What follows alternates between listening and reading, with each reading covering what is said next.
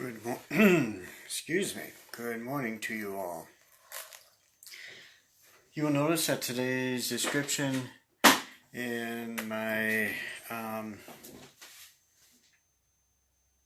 Facebook Live thing today talks about law and gospel. It's something we don't talk enough about in the Lutheran Church anymore.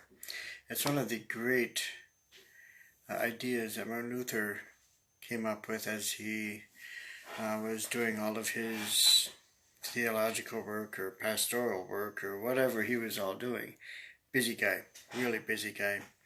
In fact, at Luther Seminary, we had the death masks of Luther, one of them. I think there's 3 in the whole world. They have one of them. And then they also had of his hands, and his right hand was just totally crippled up because he was constantly writing. He wrote the entire Bible into German. He wrote 52 volumes worth of works. And then there's a ton of letters out there that we know we don't have. So yeah, here's a busy guy. But he came up with this notion of law and gospel. And law is something that just kind of beats us over the head and says, this really beats me up. And the gospel is this notion of freedom. And we understand it all so differently. It depends upon where we are at the time. So when I say you are forgiven, many people are going to hear that as, absolute gospel. You can't see it any other way. As you're sitting in this notion that I am a sinner, but now he has forgiven me. You definitely needed that last part of the law and gospel. You needed the gospel.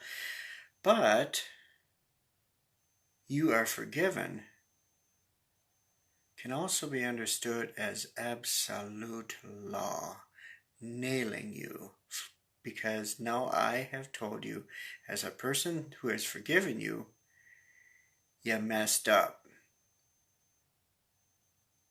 You hear the law when you didn't even realize you messed something up.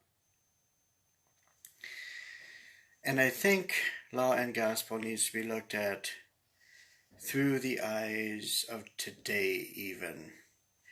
Law.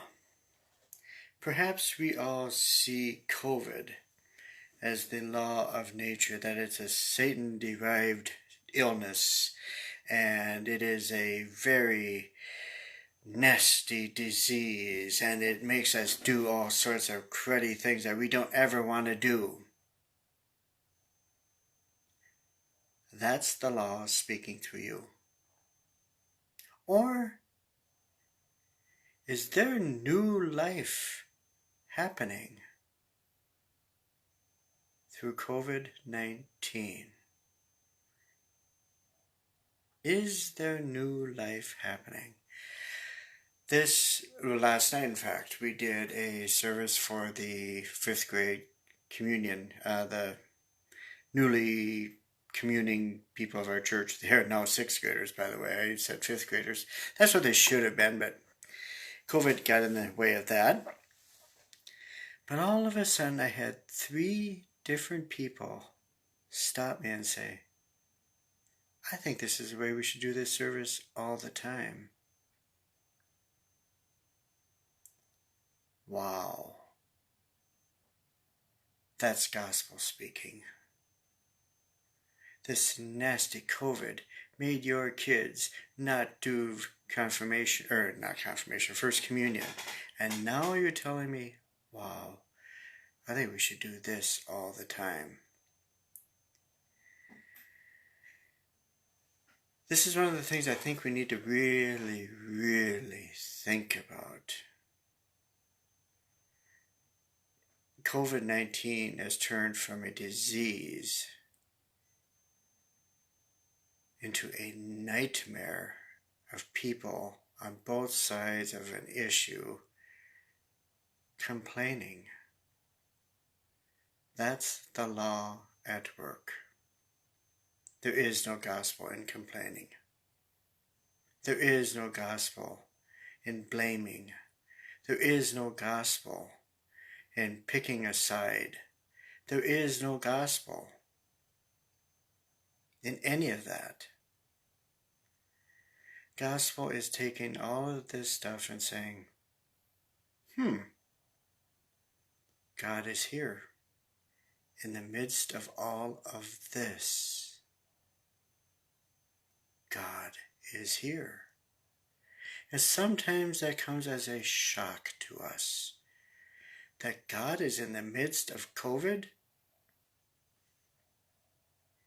I've seen some wonderful things happen. I've seen some people who wanted these things to happen. And I have seen so many people just living into the moment and saying, in the midst of chaos, which we had before COVID, of course, there is still wonderful things happening. And there are. And there are. So, put that into the back of your mind as you're working today. And as you all of a sudden go, oh, I just don't want to do this anymore. Where is God in that? What did God give you the privilege to do? That can change an attitude. You might listen to the news, hear all of this stuff about COVID. Oh, I hate COVID. I hate COVID. What's God doing in the midst of COVID? Oh, the last customer that I waited on. Oh, just about drove me nuts. How does God see that other customer? What is God doing in that? God is in the midst of everything. And sometimes just knowing that can really change our attitudes. So everything that you see as law, all the bad stuff that's happened to you, what is God doing in the midst of all of that stuff?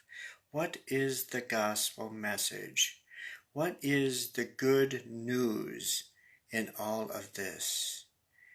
And there is good news.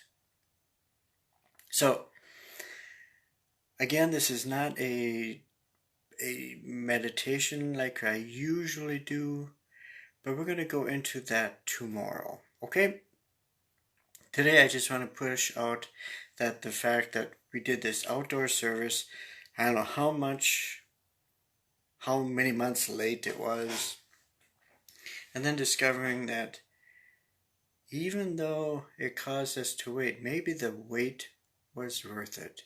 They loved the service, and they're suggesting doing that service again, just like we did it, in spite of no COVID. Have you ever heard that phrase before? I've never used it before. But COVID has done some great stuff. All of the things that is in life, God is in the midst of and teaches us. So, take care. Have a wonderful, wonderful day. We will see you tomorrow. And may God open our eyes to see that, hey, I am here. In the midst of all this stuff, I am here. How does that change you, that I am here? So, put in the back of your mind as you're working today, doing the things that, I don't want to do this today. I do it every day, and I just don't want to do it today. Hey, think about that. So, until tomorrow, you all have a beautiful, beautiful day. And someday I'm going to do this at the right time. Right time. Okay, right time means I've usually done this at 10:30. No, I'm not. I don't know if that means I'm doing this at the wrong time or not. So anyway, hey, this is a Minnesota goodbye. I'm going to make it a South Dakota, a different state goodbye. Goodbye. Okay, it's not going. Goodbye. Goodbye.